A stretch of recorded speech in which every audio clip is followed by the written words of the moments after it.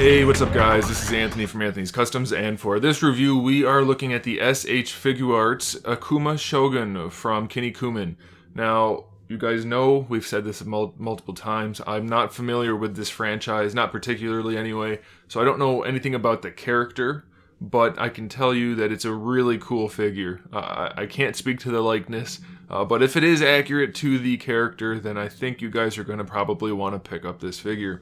Not only is it big, but it's shiny, and it has some really shiny parts, and this has a really cool composition overall and some pretty unique accessories. So let's get him off the stand and take a closer look. Okay, so this guy stands about 7¼ inches tall, which makes him roughly 18½ centimeters. So very, very large figure, especially for being an import. And he's got some nice weight to him. A lot of people like their figures to have weight to them. It doesn't technically or necessarily indicate quality, but in this case I think it does. He's got a lot of plastic on him. So before we get into the figure anymore, let's look at the accessories. Now the first one is the cape. It's technically an accessory, you have to put it on him, and it's all one solid piece, and it's a fairly firm piece of plastic. But you can see it's got some really nice shading. Hopefully that'll pick up on camera. It's faint, but it is there, so it looks really nice, and it's on the back and the inside or the front. So it's really cool. It's a nice cape. Nice sculpt to it, very symmetrical for the most part overall. So that's really nice. I like that accessory. Unfortunately, we have to take it off, just because I don't want it in the way for the rest of the review. It's going to be hard for me to show you guys everything with that there. Now we have this other accessory, which is like a little stone thing with two heads.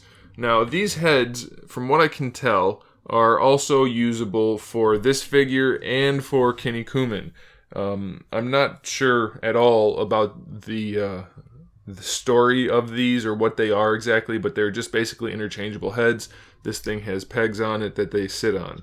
And what I can show you that might be helpful for those of you that don't know about this is this part of the packaging right here. So you can see he's got the gold head, and then Kinnikuman has the silver head on him, but the instructions for the figure have the gold head also on him. So I don't know what's up with that, but apparently they're all interchangeable. I don't have Kinnikuman here to show you, so I can't, but they are all just basically standard ball pegs. They're nicely sculpted, and I like the silver and gold on them, so that's pretty cool. And then this thing just is pretty nice in general too. It has that little placard thing back there, and we have some writing on the front. I probably could read that, but I don't want to take forever trying to remember everything I tried to learn in Japanese. We also have an interchangeable normal head, which is nice and silver and shiny. Shiny things are always good. This one has like the eye kind of off, and then he's got the sweat coming off of the top, so that's cool. It's kind of keeping in line with the rest of the figures, and there's the standard head, by the way. You can see the eyes are symmetrical. And so we also have our standard interchangeable hands. We have the fist hand for either side that comes on him in the packaging. Then we have the two gripping hands that we've had for all of the other figures. So those are, like I said, not going to be great for gripping. I said this in the maybe Robin Mask review. But they do have a slightly more grippy grip to them. They're still hinged, so they're not going to be able to hold too much weight. And then we have the still hinged, but definitely not for gripping, kind of open hands. So the same thing we've had for most of these figures, those two sets of hands.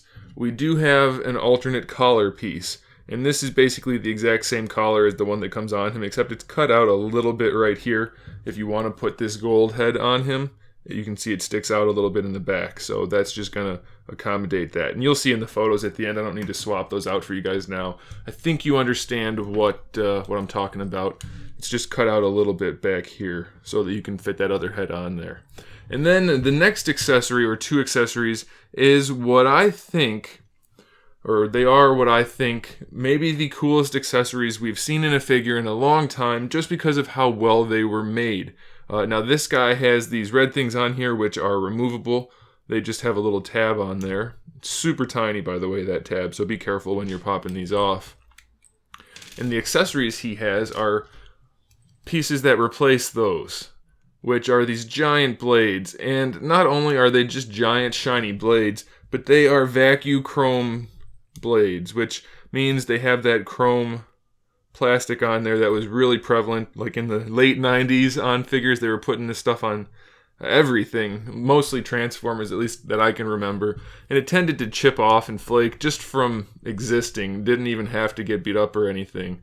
But I assume the technology is much better these days, so these probably aren't at too much of a risk of getting chipped up. But oh my goodness, is it nice to see something that's actually chrome on a figure. I mean, don't get me wrong, the silver paint's nice and it's really shiny and looks cool, but I got super excited. Maybe it's just me and I'm a weirdo, but having the really nicely done vacuum chrome, there's no seams or spots or anything. It's just nice and it's super high polished chrome. I mean, it's as shiny as my car rims. They are super, super shiny. They look great. It looks just like metal.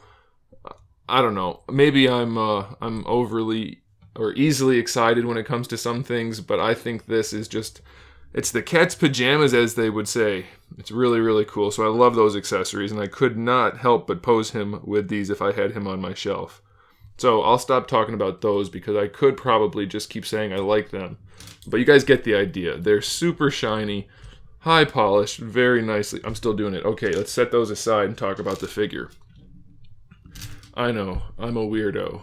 Alright, so this guy's paint is minimal. Well, kind of. The entire thing is painted. All of this silver is paint.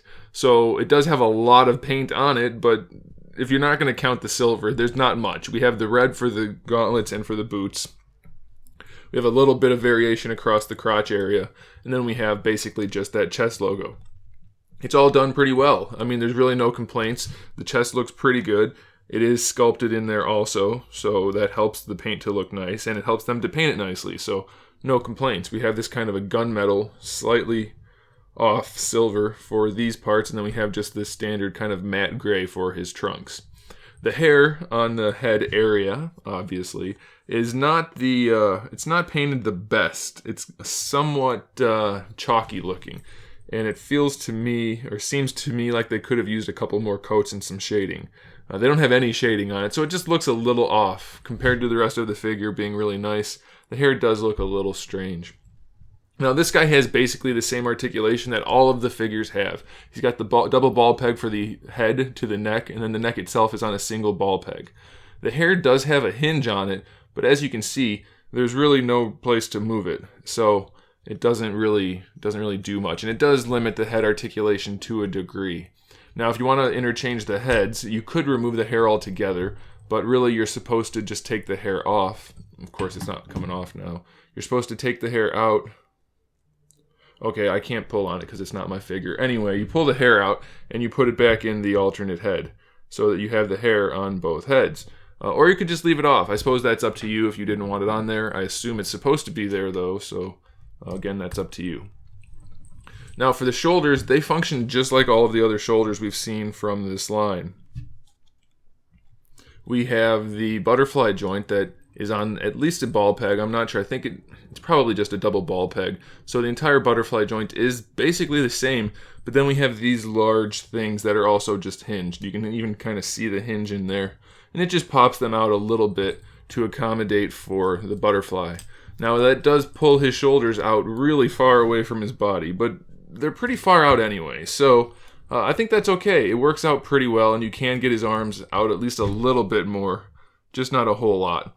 Now we have our ball peg that connects the arm to that butterfly joint, and that is part of the ball hinge that we see all the time for the shoulder, so nothing really new there. And we have our bicep swivel built in, and just like I said in Robin Mask, we have no bicep swivel here, which would be nice, but we have that other swivel built into the elbow joint, except his is lower than you would like. It's you can only really use that swivel if you're only going to use the bottom part of the double elbow, so it's kind of weird. I'm not really sure why they're doing it that way, but that's okay. You guys don't seem to mind, those of you that are collecting this line of figures, so I guess that's fine. The wrist is on a standard ball hinge. Torso is on that same hinged ball peg, so you get pretty good lean back, pretty good lean forward, side to side, rotation. And then we have that single ball peg with the floating abs down here. So pretty good range of motion all the way around. You really shouldn't have too much trouble posing this guy. These guys right here are just on single ball pegs. If you're familiar with Robot Damacy, they handle just like the skirts there. Actually, the ball peg's hinged. It just doesn't really have that much play. You can drop it down a little bit, and then you can lift it up just a little bit, but it's not going to make that much of a difference. Now, the hips are the same as before. We have the hinged ball peg, so you can drop those down to give yourself a better range. But he still has the very triangular shaped trunks, which is going to push the leg out to the side a little bit. However, due to this ball peg combination they have for the hip, you can still bring the leg forward. It's just going to be kind of disjointed. It still works fairly well, and you still get really good range out of this guy, so no problems there. Full thigh swivel, double jointed knees, and they have the rotation in there just like the elbows. So if you want to use that joint, you can. Now the ankles, I really like the way they handled these ankles, and it's basically the same for all of these guys.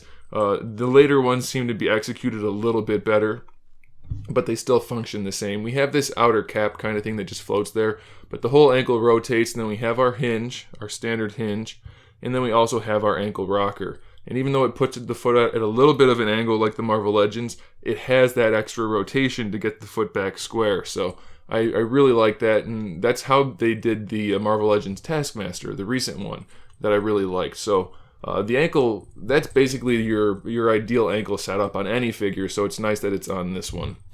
So that does it. This guy's a really solid figure. If you are collecting this line, you really need to pick this one up. Not only is it shiny and cool looking, but it has really shiny and cool looking accessories, and it's really well executed. So I recommend it 100%. Thanks for watching, guys. Make sure you subscribe to the channel so you can see my upcoming figure reviews, custom figures, and other good stuff. And in the meantime, keep collecting.